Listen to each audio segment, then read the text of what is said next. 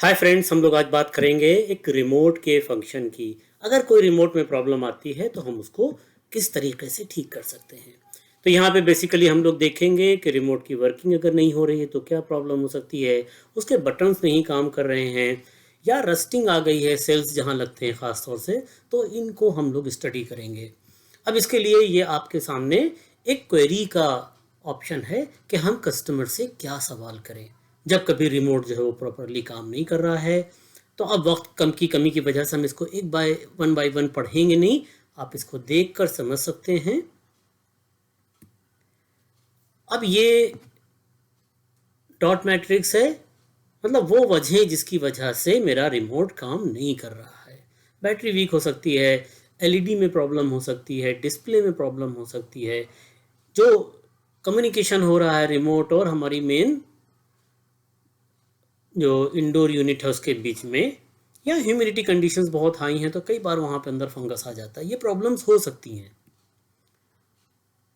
तो फेल्यूर के लिए इलेक्ट्रिकल, इलेक्ट्रॉनिक, मैकेनिकल यूसेज से रिलेटेड और इन्वायरमेंटल कंडीशन से रिलेटेड भी प्रॉब्लम हो सकती हैं। यहाँ पे आपको दिख रही हैं।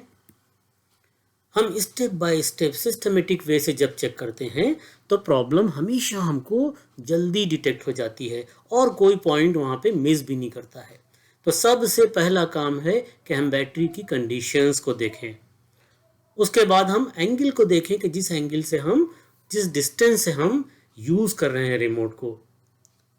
रिमोट कंट्रोल पे अपने आप में डिफेक्टिव हो सकता है। पास में कोई CFL लगी है या ट्यूबलाइट लगी है तो उसकी जो फ्रीक्वेंसी होती है वो भी कभी कभी हमारे रिमोट को डिस्टर्ब करती है।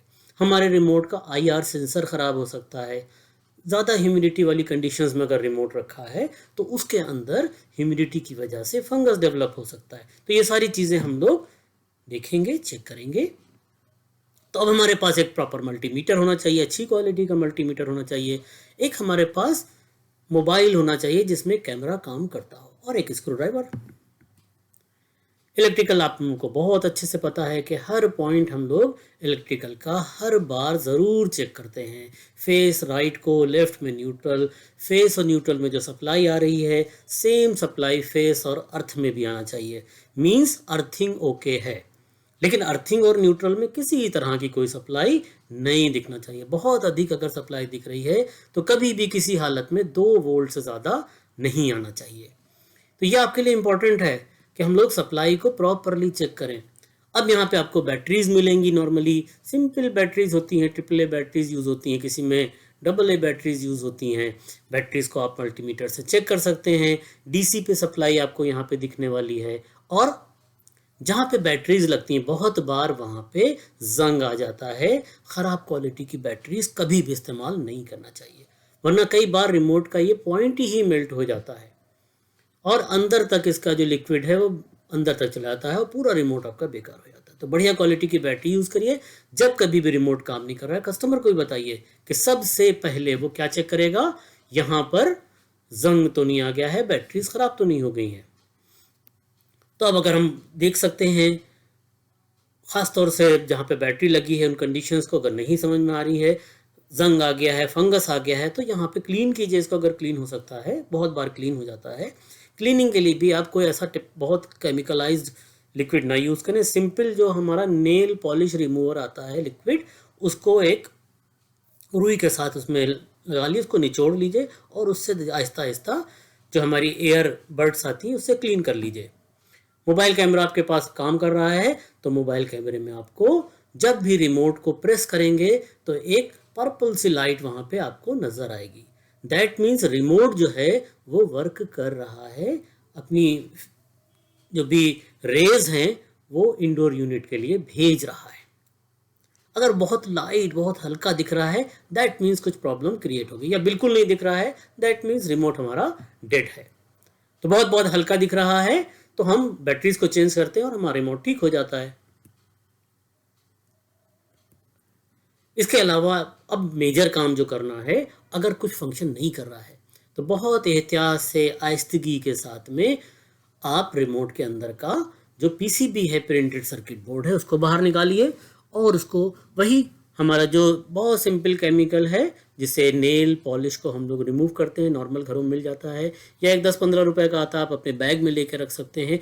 ईयरबड्स रख सकते हैं, ईयरबड उसमें टिप कीजिए और निचोड़ दीजिए, फिर आहिस्ता आहिस्ता आहिस्ता अगर कार्बन आ गया है तो उस कार्बन को क्लीन कीजिए। बहुत बार आपका रिमोट जो है वो एकदम ठीक से काम करने लगेगा, क्योंकि ये कार्बन डेवलप होता है रिमोट के चारों तरफ जो मॉइस्चर होता है, या ऐसी जगह पे रिमोट रखा है जहाँ पे मॉइस्चर की क्वांटिटी ज़्यादा है।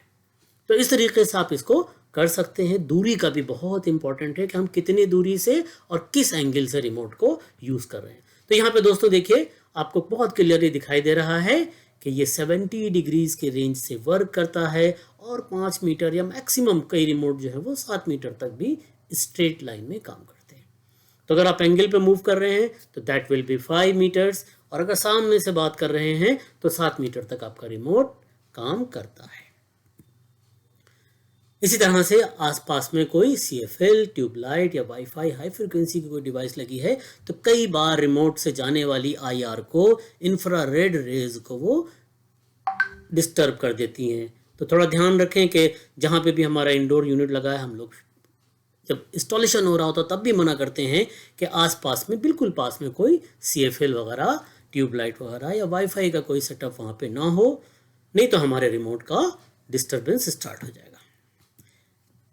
तो थोड़ा सा केयरफुली छोटी छोटी चीज़ों को हम लोग देख लेंगे। सब कुछ करने के बाद फिर भी अगर रिमोट काम नहीं कर रहा है तो फिर हम रिमोट को सेम रिमोट से ही चेंज करेंगे, क्योंकि हर एक का रिमोट अपना खुद का होता है, हम दूसरे रिमोट्स को उसमें यूज़ नहीं कर सकते।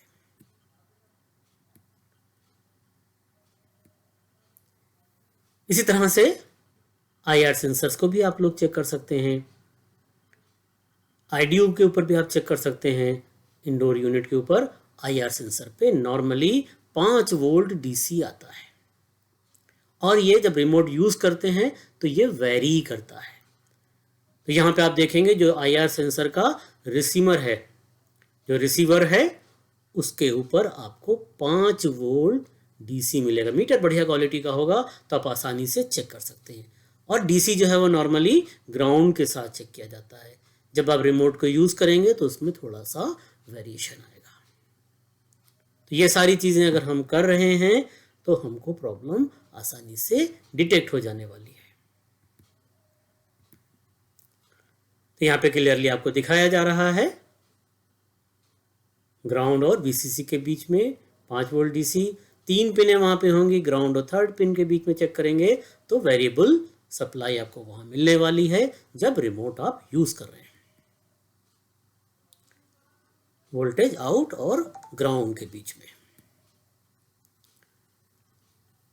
इसी तरह से ह्यूमिडिटी भी हम चेक कर सकते हैं। हमारे पास मीटर्स होते हैं, थर्मामीटर से बहुत जगह पे ह्यूमिडिटी का ऑप्शन होता है। बहुत ज़्यादा ह्यूमिडिटी है, 70% के आसपास है रिलेटिव ह्यूमिडिटी, तो भी कई बार हमारा रिमोट जो है वो फंक्शनल नहीं रहता है।